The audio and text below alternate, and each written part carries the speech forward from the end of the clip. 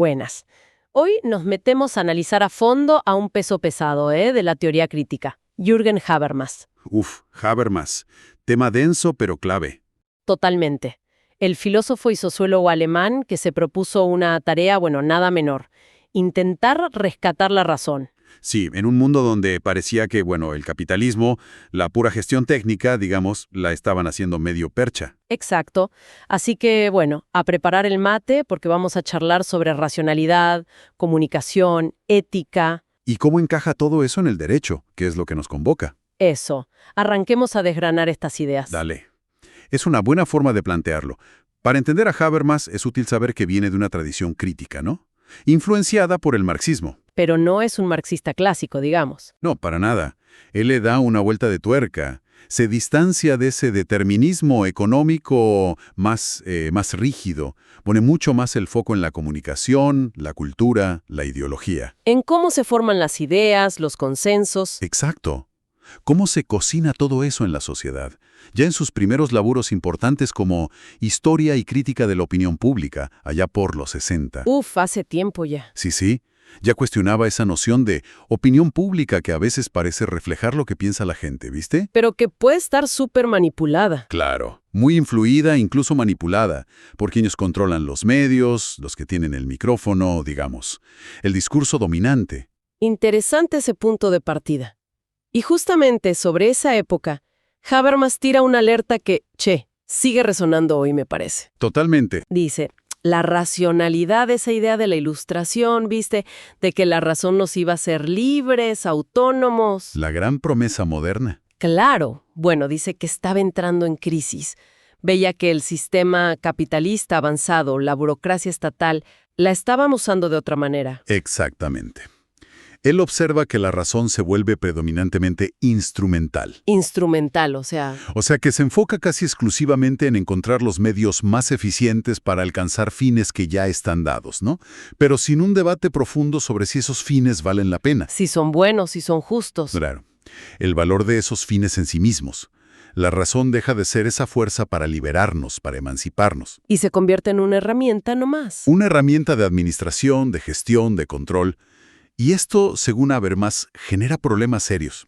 Crisis de legitimidad del sistema. Y una sensación de vacío, ¿no? De falta de sentido en la vida social. Tal cual, una crisis de sentido. Y ahí es donde entra el concepto de tecnocracia, ¿no? Que mencionabas. Justamente. Esos equipos de gobierno o asesores que basan todo puramente en datos técnicos, en modelos económicos, en la eficiencia medida en números. Exacto, parece que tienen la solución objetiva, ¿viste? La planilla de Excel que resuelve todo.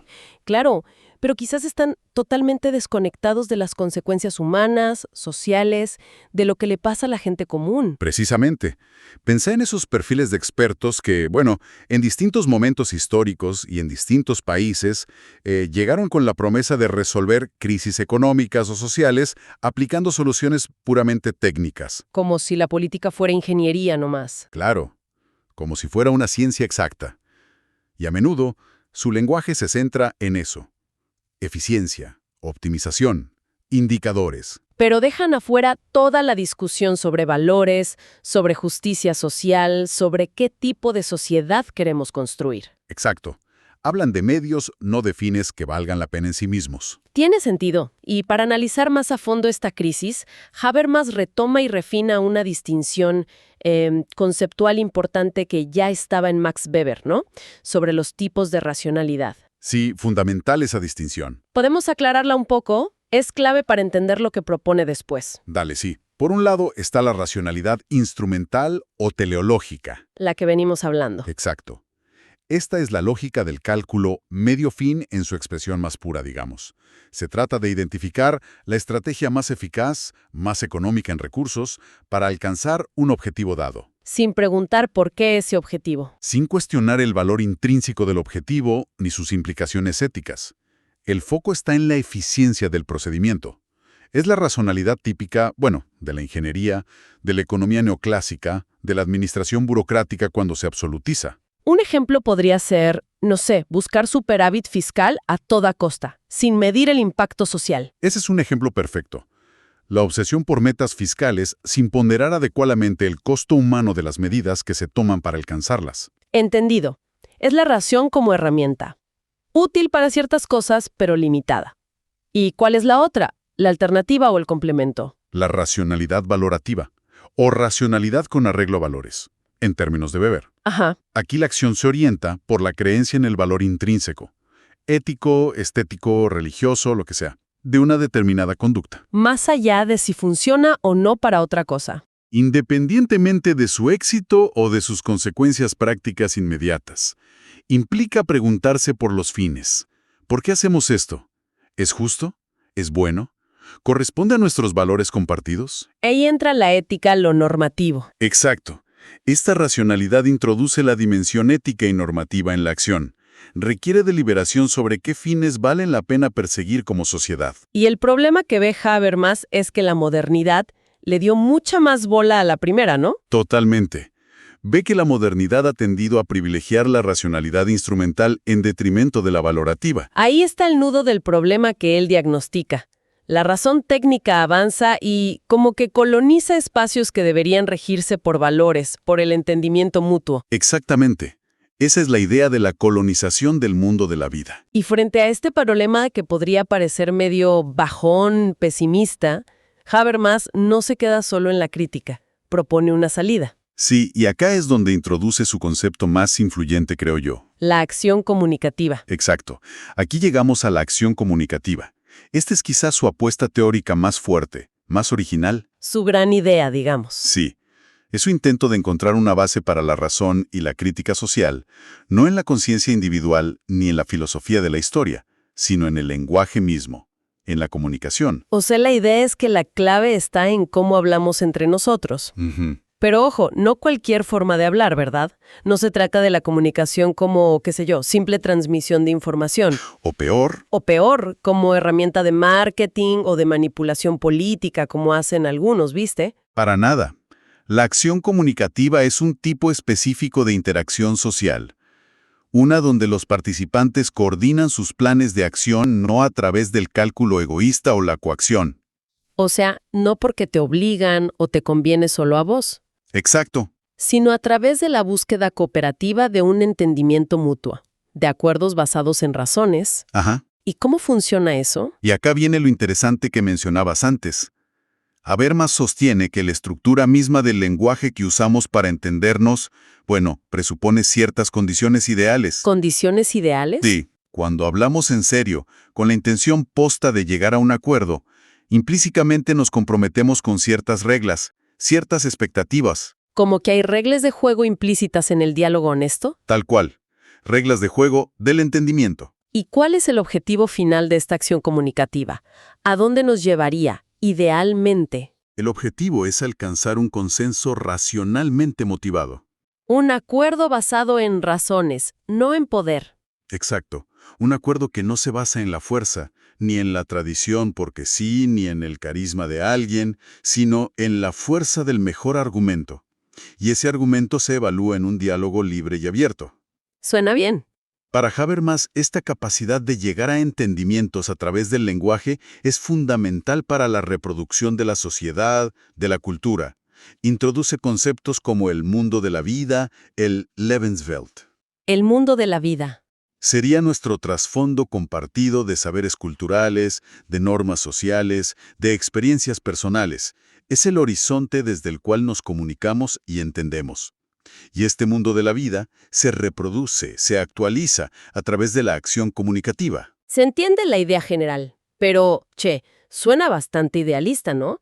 Digo, Habermas mismo debe haber reconocido que la comunicación real pocas veces funciona así. Por supuesto, él es muy consciente de eso. Sabe que la acción comunicativa pura es un ideal regulativo. Un ideal regulativo, como un norte, una guía. Exacto, un punto de referencia crítico, más que una descripción de la realidad cotidiana. Para que ese diálogo ideal funcione, él establece unas condiciones muy exigentes. Ah, las famosas condiciones. Sí, a veces se conocen como las reglas de la situación ideal de habla. Vale la pena repasarlas porque marcan el listón de lo que sería una comunicación verdaderamente racional, democrática. Esto es importante, casi como para tomar nota. A ver, dale. ¿Cuáles serían esas condiciones? Primero, inclusión. Todos los potencialmente afectados por una norma o decisión deben tener la oportunidad de participar en el discurso. Nadie afuera. Nadie relevante puede ser excluido. Segundo, igualdad. Todos los participantes deben tener las mismas oportunidades de expresarse, de meter temas, de cuestionar afirmaciones, de dar razones. Igualdad de armas comunicativas, digamos. Algo así, sí. Tercero, libertad de expresión sincera. Los participantes deben poder expresar sus actitudes, sus deseos, sus necesidades genuinas, sin caretas. Y cuarto, que me parece crucial. Sí, y es crucial. Ausencia de coacción. El consenso debe surgir únicamente por la fuerza de los mejores argumentos, sin presiones externas tipo poder político o económico. Ni internas tampoco. Ni internas, como manipulación psicológica o autoengaño. Nadie debe ser forzado a estar de acuerdo. Que nadie te apure, que nadie te silencie, ni te llegue un mensajito para que te calles, ¿viste? Suenan lógicas como ideal, pero uno piensa al toque en cuántas veces se incumplen en la práctica. El poder, los intereses, la desinformación. ¿Cómo veía Habermas estos obstáculos? Él analiza cómo los sistemas, principalmente la economía capitalista y el aparato administrativo del Estado, que operan con esa lógica instrumental del dinero y el poder, tienden a invadir o colonizar el mundo de la vida. A meterse donde no deben. Claro, distorsionando la comunicación y reemplazando el entendimiento mutuo por mecanismos sistémicos. Él advirtió tempranamente sobre cómo el poder puede manipular el discurso público. Y hoy en día, con las redes sociales, la velocidad de la información, la polarización, parece que esos riesgos se multiplican exponencialmente. ¿Lo habrá imaginado? Es difícil saberlo, pero sin duda, mucho de lo que observamos en el debate público actual parece ir en la dirección opuesta al ideal habermasiano. Totalmente. Las fuentes que teníamos mencionaban fenómenos como la difusión deliberada de fake news, ¿no? La creación de esas cámaras de eco donde solo escuchamos a los que piensan como nosotros. O el uso de discursos efectistas, que suenan bien pero están vacíos de contenido real. Exacto. O la búsqueda de notoriedad a través del conflicto, de la agresividad verbal.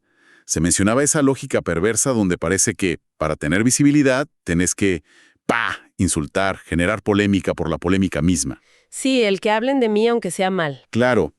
Todo esto erosiona la posibilidad de un diálogo racional orientado al entendimiento.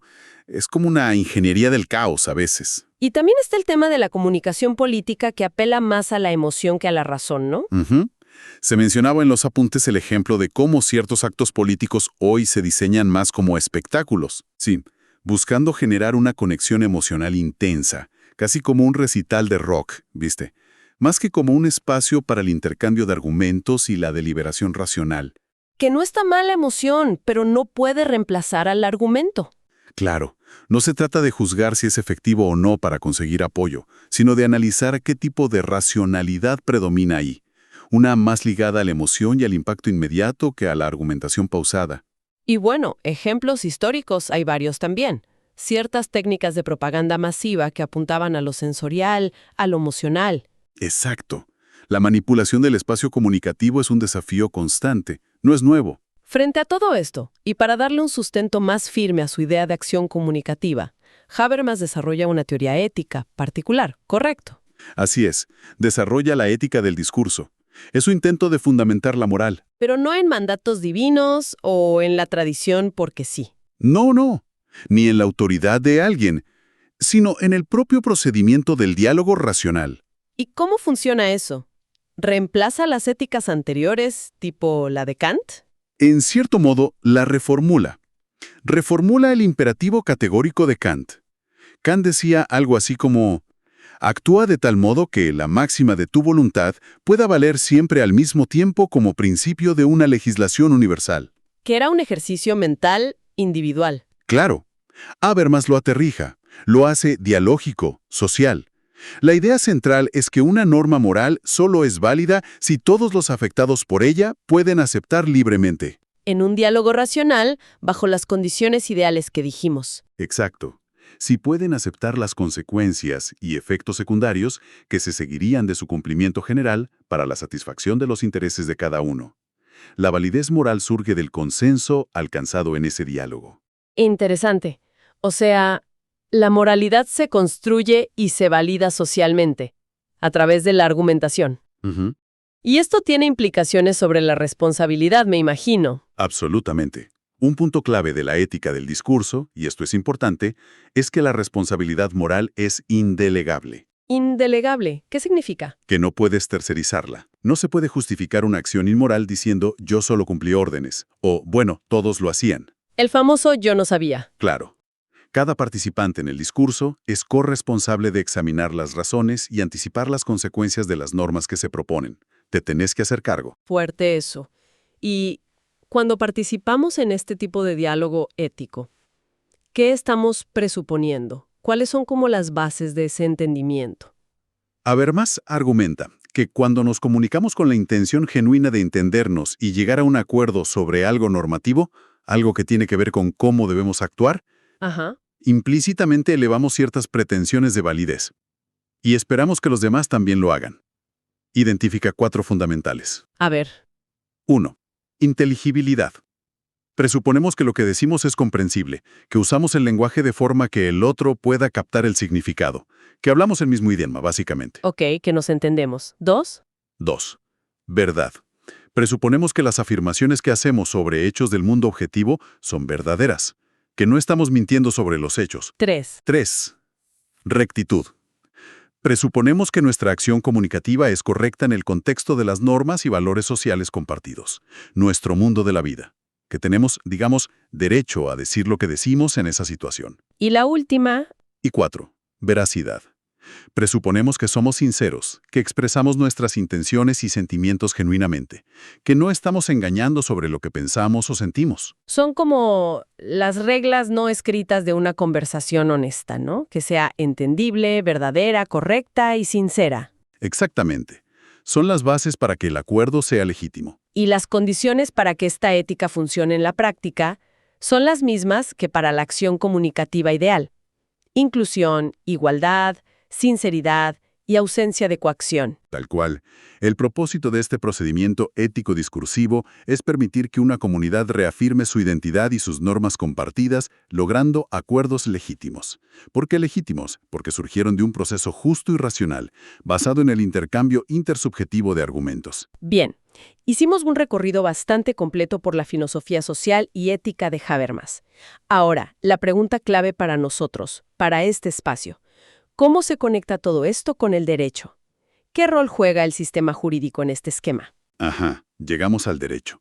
Y ocupa un lugar central, muy particular en la teoría de Habermas. No lo ve simplemente como un conjunto de mandatos impuestos por el Estado. El positivismo jurídico clásico. Exacto. Ni tampoco como la pura expresión de la voluntad popular, tipo democracia directa e ingenua. Ni como mera técnica de control social. Tampoco. Es más complejo. Entonces, ¿qué es el derecho para Habermas? Para él, el derecho moderno tiene una naturaleza dual. Por un lado, es un sistema con su propia lógica, que usa el poder, la coacción, la sanción. Eso es innegable. La parte dura del derecho. Sí. Pero por otro lado, y esto es lo crucial, el derecho obtiene su legitimidad de su conexión con los principios de la ética del discurso y la acción comunicativa. Ah, o sea, necesita esa base dialógica para ser válido de verdad. Exacto. El derecho, idealmente, debería ser el procedimiento institucionalizado que permite que el diálogo social sobre las normas que nos rigen se desarrolle de manera ordenada, inclusiva y racional, incluso en sociedades complejas, pluralistas como las nuestras. O sea, el derecho como el conjunto de reglas de juego que permiten canalizar el disenso, las distintas voces y buscar consensos legítimos en la esfera pública. Que lo dialógico rompa el monólogo, decía el apunte. Acción social fundamental. Es el puente, la conexión. ¿El puente entre qué y qué? Entre los sistemas, la economía de mercado, la administración estatal con su racionalidad instrumental, y el mundo de la vida. O sea, la gente común, sus valores, sus problemas cotidianos, el que espera el bondi, como decía el texto base. Exacto. El mundo de la comunicación cotidiana, los valores culturales, la formación de la identidad personal y colectiva. El derecho traduce las normas morales surgidas del diálogo social en leyes aplicables y exigibles. Es lo que queda, dice Habermas, como instrumento social después de la crisis de la razón y el desencanto con las grandes visiones unificadoras del mundo. Y al hacer eso, ¿qué función cumple respecto a esos sistemas de poder y dinero que tienden a colonizar todo? Una función crítica, clave, poner un límite racional a la expansión de esa lógica instrumental de los sistemas sobre el mundo de la vida. El derecho debe proteger los espacios de comunicación, de deliberación. Que no se los coman el mercado o la burocracia. Exacto, que no sean colonizados por el poder y el dinero. Debe asegurar que las decisiones colectivas importantes se tomen a través de procedimientos democráticos que respeten las condiciones del discurso racional. Y no simplemente por imperativos económicos o administrativos, por la planilla de Excel. Justamente, por eso, Habermas insiste tanto en la importancia de una esfera pública vibrante, de procedimientos deliberativos en la formación de la ley. El derecho legítimo no puede ser un monólogo del poder, una imposición desde arriba. Tiene que ser el resultado de un diálogo polifónico. Queda clarísimo el rol fundamental que le asigna. Es una visión exigente, pero también inspiradora, ¿no? Del derecho como garante de la posibilidad del entendimiento en sociedades complejas. Sin duda. Es una teoría que nos invita a pensar el derecho no solo como un conjunto de normas frías, sino como un proyecto continuo, un proyecto de construcción de una sociedad más racional y justa a través del diálogo. Bueno, creo que hemos desgranado bastante bien las ideas centrales de Habermas sobre estos temas, ¿no? Sí, un buen pantallazo. Así que la próxima vez que en una discusión, en una asamblea, en donde sea, alguien golpee la mesa y afirme «yo tengo la razón», Sonríe. Cuidado ahí. quizás podamos recordar esto y pensar, a ver, ¿estamos buscando imponer una visión o estamos buscando construir un entendimiento? Tal vez podríamos responder con espíritu habermasiano. Mira, che, la razón no es algo que se tiene individualmente, es algo que construimos juntos, dialogando, dando y pidiendo argumentos. Eso. Si logramos que la conversación tome ese giro, bueno, felicitaciones. Estaremos un poquito más cerca de ese ideal comunicativo que soñaba Habermas. Sería un pequeño gran paso. Y si no funciona, bueno, al menos nos queda la reflexión sobre lo difícil pero necesario que es seguir buscando esos espacios de diálogo genuino. Es un laburo constante. Exacto. Y queda flotando una pregunta, ¿no? Para seguir masticando. En nuestro mundo actual tan fragmentado, tan acelerado y a menudo tan hostil al diálogo pausado, respetuoso, Uf, sí. ¿cómo podemos concretamente, desde el ámbito jurídico, desde la política, la educación o desde nuestra vida personal, cómo podemos generar y proteger esos espacios para la acción comunicativa? ¿Es todavía posible aspirar a ese consenso racional en medio de tanto ruido, tanta polarización, tanta complejidad? Es, sin duda, un desafío abierto. Algo para seguir pensando.